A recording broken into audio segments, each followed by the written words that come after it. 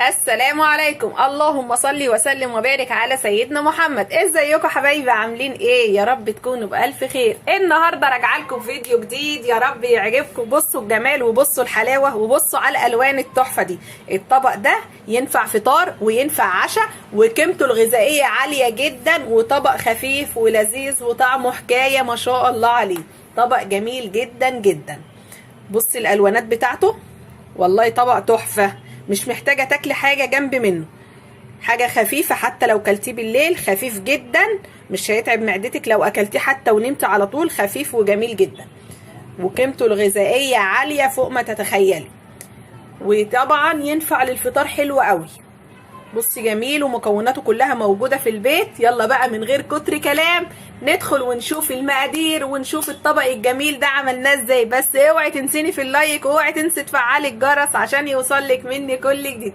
يلا بينا نشوف الطريقة ونشوف عملنا العظمة دي ازاي.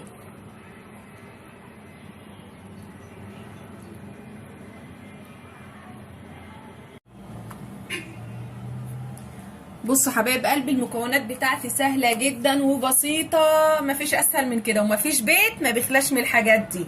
يعني حته جبنه وشويه خضار هتعملي بهم طبق جميل جدا ومفيد وخفيف على المعده، ينفع فطار وينفع عشاء، حلو قوي.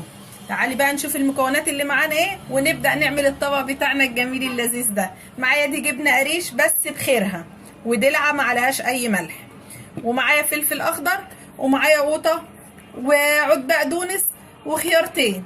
عايزه تحطي فلفل الوان ماشي، اي خضار عايزه تدخليه فيها ماشي، عايزه تشيلي اي حاجه من دول تستغني عنها برضو مفيش اي مشكله. تعالي نقطع الخضار بتاعنا مع بعض ونشوف هنعمل الطبق بتاعنا ده ازاي. معايا هنا الفلفل، قطعي التقطيعه اللي انت عايزاها. انا في الطبق ده بحب اقطع التقطيعه صغيره، ما بحبش التقطيعه تبقى كبيره، بحب اقطعها صغيره كده.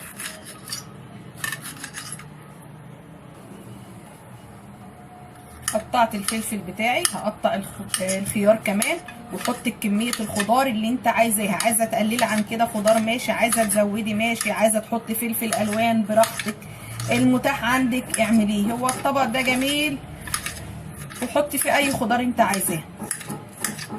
طبعا بحط كل حاجه في طبق واحد لان احنا هنقلب الحاجات دي كلها على بعضها.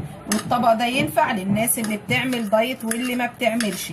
طبق جميل وخفيف جدا ومكوناته سهله وبسيطه.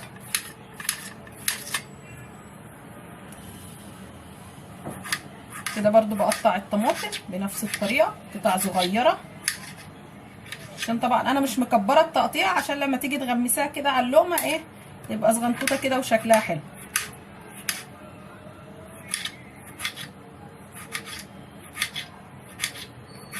واقطع برضو البقدونس. البقدونس حلو جدا، بيقاوم الامراض السرطانيه، يا ريت تكتروا من اكله.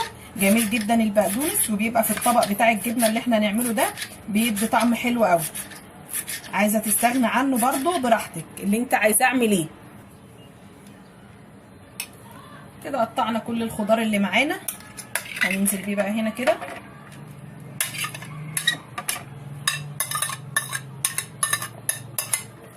وهنزل بالجبنه بتاعتي، انا هديها رشه ملح كده عشان الجبنه بتاعتي دي ما عليهاش ملح خالص، وزي ما قلت لك هي بخيرها كلها قشطه. حط شويه ملح، وهديها كمان شويه زيت صغيرين، شويه زيت ذره بقى، زيت عباد المتاح عندك، زيت زيتون، اي حاجه عندك حطيها. ولو عايزه تعمليها دايت مش هتحطي طبعا الزيت عليها. وكمان مش هتجيبي جبنه بخيرها، هتجيبي جبنه قريش عاديه لو انت عايزاها تبقى دايت. طبعا دي بخيرها كلها قشطه، مش واخدين الخير بتاعها. فانت لو عايزاها دايت هتجيبها عاديه وهتستغنى عن شويه الزيت. لكن الخضار ما فيهوش اي حاجه، خضار مفيد جدا وكله فيتامينات وجميل ما شاء الله. والطبق ده مش محتاجه تاكلي حاجه جنبيه، ممكن بس لو هتسلقي بيضتين وخلاص. جميل جدا وكله فيتامينات هو، والواناته تحفه ما شاء الله، وما بياخدش وقت، سهل وسريع معاكي. بصي ما شاء الله في ثواني عملنا طبق الجبنه الجميل ده. نجيب بقى الطبق اللي هنقدمه فيه. كده خلصت الطبق بتاعي هو ما شاء الله عليه. طبق سهل جدا، قيمته الغذائيه عاليه، والخضار اللي فيه ما شاء الله عليه، بصوا الواناته تحفه. كده خلصت الطبق بتاعي معاكم، بس قبل كل ده اوعي تنسيني في اللايك وتفعلي زر الجرس عشان يوصلك مني كل جديد، واترككم في رعايه الله.